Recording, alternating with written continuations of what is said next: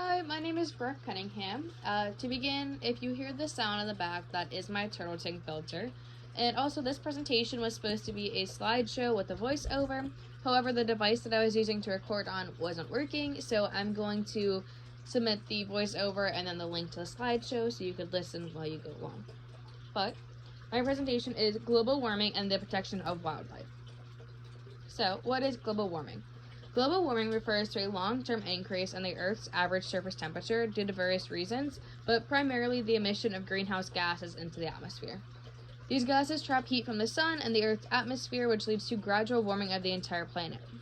These gases include CO2, CH4, N2O, HFCS, PFCS, and SF6.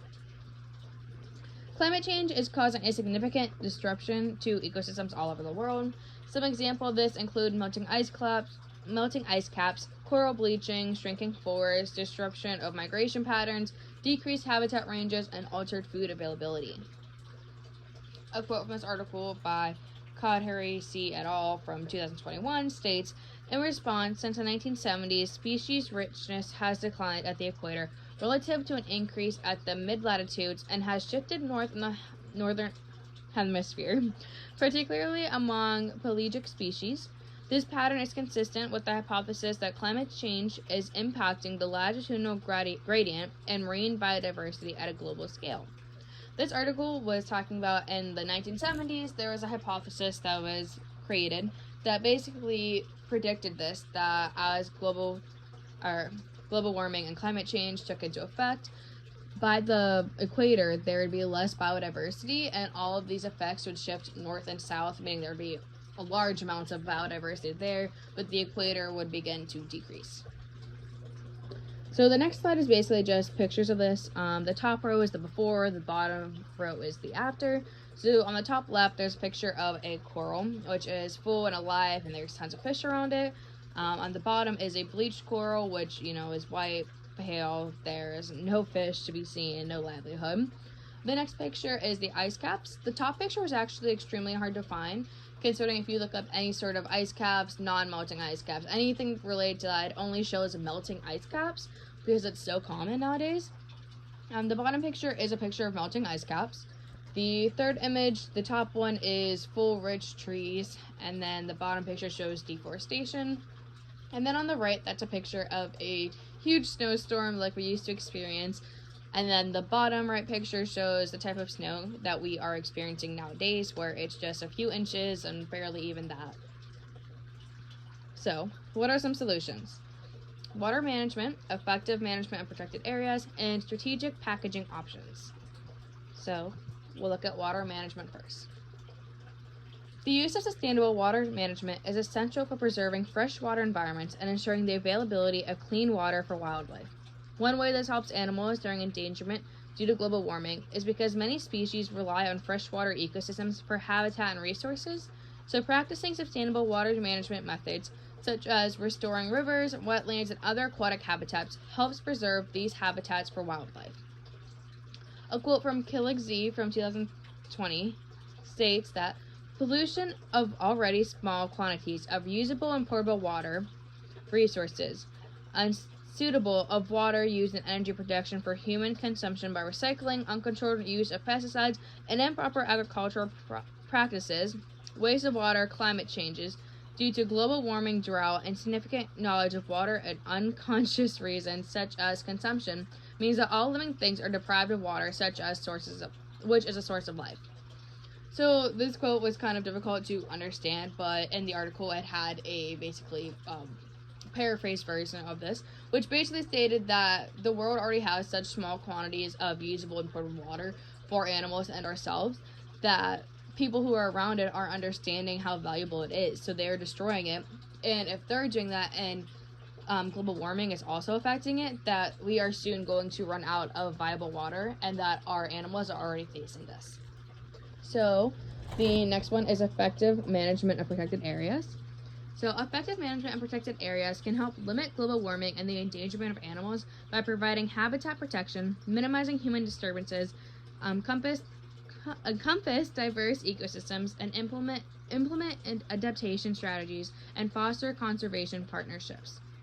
A quote from Wilson K. et al. From 2020 states, Our analysis revealed that 82% of real-world examples of climate change adaptations in MPA, or marine protection areas, plannings derived from tropical reefs, highlighting the need for research on other ecosystems and habitat types. So this quote was basically saying that 82% of the information came just from them doing studies on tropical reefs instead of the rest of the ocean and ecosystems. So they're basically trying to plan for the entire ocean based off of this 82% of a study that was done from just reefs, which isn't helping the majority of the oceans. So the final solution is strategic packaging options. So, strategic packaging options reduces plastic pollution and promote an eco-friendly packaging alternative and can help mitigate environmental damage and protect marine ecosystems. With this change, this will reduce the amount of plastic waste entering the oceans, prevent marine life threats, injury, and death, and promote the principles of circular economy, or reduce, reuse, recycle. A quote from Wendosel G. et al. From 2021 states, On the one hand, an important field of research is the study of the ways in which consumers demand the use of green packaging strategies to reduce the negative impacts of packaging on the environment.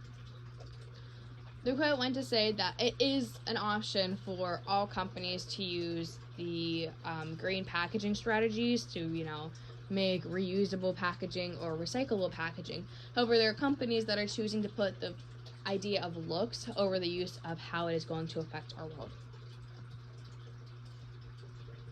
Okay. So the next slide is just a picture. On the top left is the marine protected areas. You can see there are highly fully protected zones, less protected zones, and then proposed and thought of ideas of where they can put marine protected areas on that map. And the bottom right is an example of the recyclable packaging and the symbol that will be on all recyclable products. So, however, although these are solutions, the biggest solution to animal endangerment and global warming is not just one solution, but a combination of a few. Transitioning to renewable energy phases out fossil fuels and transitions renewable energy such as solar, wind, and hydroelectric powers. This solution reduces greenhouse gas emissions from energy production and consumption, helps mitigate climate change, and is implemented in ways that minimize harm to wildlife. The next step is protecting and restoring natural ecosystems.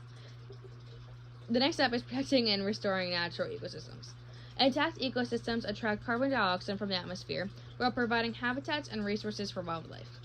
These protected areas conserve biodiversity and the migration of climate change, which impacts ecosystems.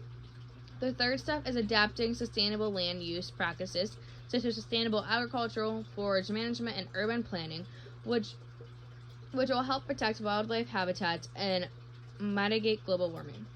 By prioritizing conservative matters and sustainable development, this can minimize the negative impacts of land use and global warming.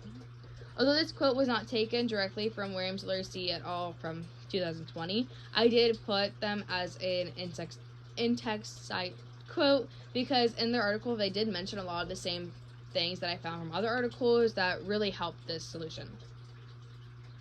In conclusion, although there are many methods that can help reduce the effects of global warming and climate change, combining the listed 3 solutions gives the Earth, atmosphere, and animals the best chance at alleviating these effects. And then the next slide is my references. Thank you.